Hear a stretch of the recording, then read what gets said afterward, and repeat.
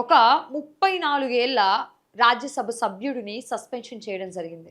ఆయన పేరు రాఘవ్ చెడ్డా. ఆమ్ ఆద్మీ పార్టీకి సంబంధించినటువంటి ఈ 34 ఏళ్ల యువ రాజ్యసభ సభ్యుడిని సస్పెన్షన్ చేయడం జరిగింది. Interviews, podcasts, political ads, business ads, social media marketing, digital promotions. Contact KRTV 9281041008. Mail ID krtv.md@gmail.com.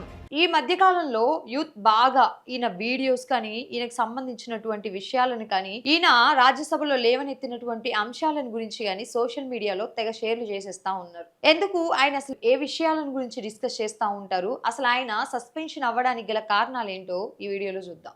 ముందుగా ఆయన ట్యాక్సెస్ కి సంబంధించి చాలా పెద్ద ఎత్తున ఒక పెద్ద డిస్కషన్ చేయడం జరిగింది. అండ్ అదే విధంగా ఫీజులకు సంబంధించి కానీ కాలేజ్ స్టూడెంట్స్కి సంబంధించి కానీ లేదంటే గవర్నమెంట్ జాబ్స్కి సంబంధించి కానీ ఎక్కువ శాతంగా విద్యార్థుల వైపు యంగ్స్టర్స్ వైపు మొగ్గు చూపి వాళ్ళు పడుతున్నటువంటి అవస్థల గురించి కానీ ఈ ఉద్యోగ రీత్యా పడుతున్నటువంటి ఇబ్బందుల గురించి కానీ ఆయన లేవనెత్తడం జరిగింది. ఇదే ఆయన్ని ఎక్కువగా పబ్లిక్లోకి తీసుకొచ్చినటువంటి అంశాలు ఇవి.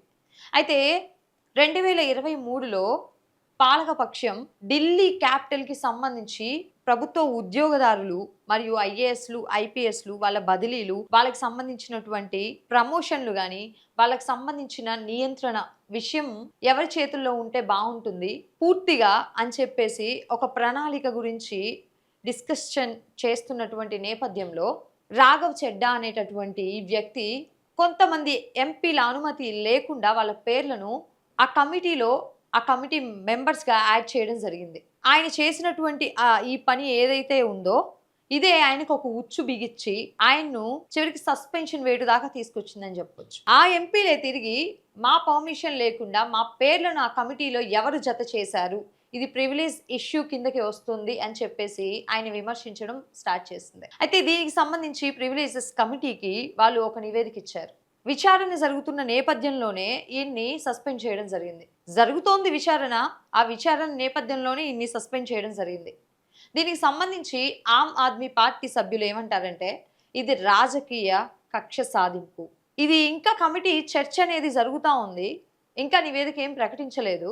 అలాంటప్పుడు ఏ విధంగా మీరు సస్పెన్షన్ వేటు వేస్తారనేది వాళ్ళు అడుగుతున్నటువంటి విషయం. అయితే ఇక్కడ ఇంకొక ఆరోపణ కూడా చేస్తూ ఉంది ఆమ్ ఆద్మీ పార్టీ సభ్యులు కానీ. ఏ విధంగా అంటే ఒక 34 ఏళ్ల యువ రాజ్యసభ సభ్యుడు ఒక పార్టీ నుంచి ప్రభుత్వాన్ని క్వశ్చన్ చేయడాన్ని ప్రభుత్వం ఏమాత్రం కూడా తీసుకోలేకపోతా ఉంది, అందుకనే ఇటువంటి చర్యలకు పాల్పడతా ఉంది అని చెప్పేసి కూడా మాట్లాడుతూ ఉంది. అయితే ఒకవైపు పాలకపక్షం ఏం చెప్తుంది అని అంటే ఎవరి పర్మిషన్ లేకుండా వాళ్ళ పేర్లని ఈయన జత చేశారో అది చట్ట విరుద్ధం, వాళ్ళ పర్మిషన్స్ లేకుండా ఏ విధంగా జత చేస్తారు, దీన్ని ఇక్కడే నియంత్రించాలి, అందుకనే ఈయన మీద సస్పెన్షన్ వేటు వేయడం జరిగింది అని చెప్పేసి ఒకవైపు పాలకపక్షం చెప్తా ఉంది.